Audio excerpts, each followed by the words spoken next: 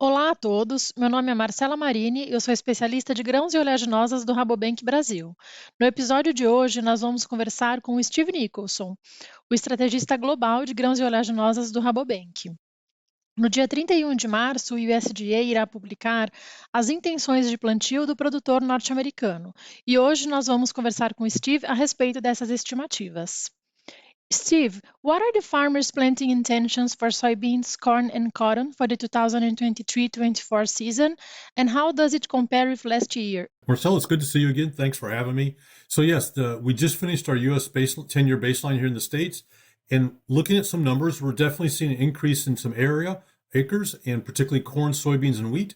Cotton is a little bit on the other side. So let me kind of throw some numbers out to get this. So when we look at our baseline, and we should say parenthetically, USDA will release their numbers on March 31, just for information for the listener. So our corn acres are 90.4 million acres. That's an increase of 1.8 million acres versus 22-23 crop year, which is at 88.6. If we look at soybeans, of course, which is of great interest to Brazil, we're 89.4 million acres for soybeans this year. That compares to 87.5. So you're almost 2 million acres more of soybean acres in 2020, in 23-24 crop year here in the United States.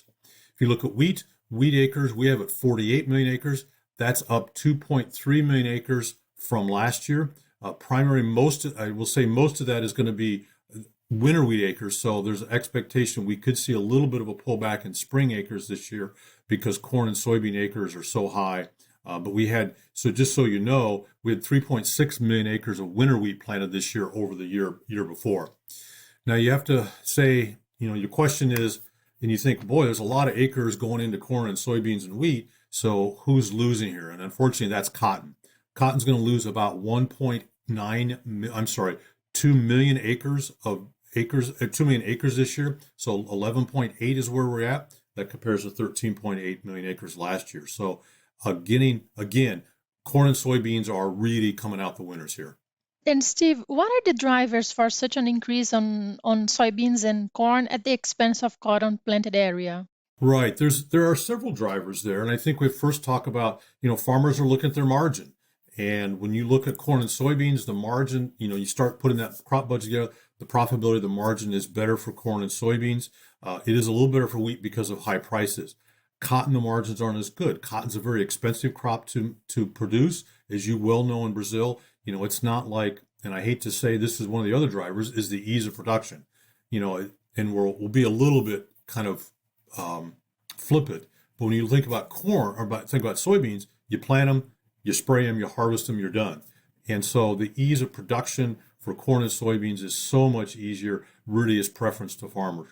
The other thing about this as well is that when you think about yield potential, you look at corn in particular, the yield potential for corn and soybeans, and this is true in Brazil as well, is that you see a better yield potential when we think about corn. And so from that standpoint, the farmers then get a situation where they have good yield move and a good potential for yield. That really helps the margins. So there's several drivers there, not just one. And despite all the area increase, I believe you guys are also expecting higher yields as last year the weather was very hard for the US. And what are you guys expecting for crops for soybeans and corn comparing to last season?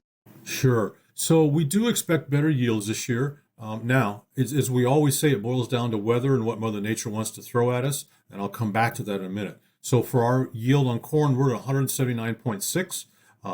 Last year we did 173.3 national average yield. So you can see that's over a 6 bushel increase. That is about trend line yield, but I will say USDA is about 183. We see some analysts, private analysts in the United States, 185. We think that's a little bit challenging, or that's going to be challenging to achieve is probably a better way to put that. As we come into the growing season, we do see we're hoping for better weather. I think all farmers hope for that every year.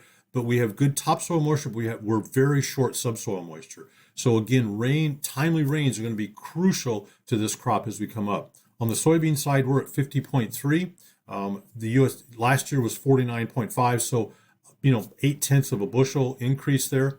So a lot of moving parts this year and a lot of things we need to think about and consider as we go forward. Thanks, Steve, for sharing all those valuable information, and see you. Yes, thank you, Marcel. Yes, good to see you. Thank you. Good to see you. Obrigada a todos, pessoal. Essa é a visão aí do nosso estrategista global de grãos e oleaginosas a respeito do relatório que o SDA vai publicar no dia 31 de março. Obrigada e até logo.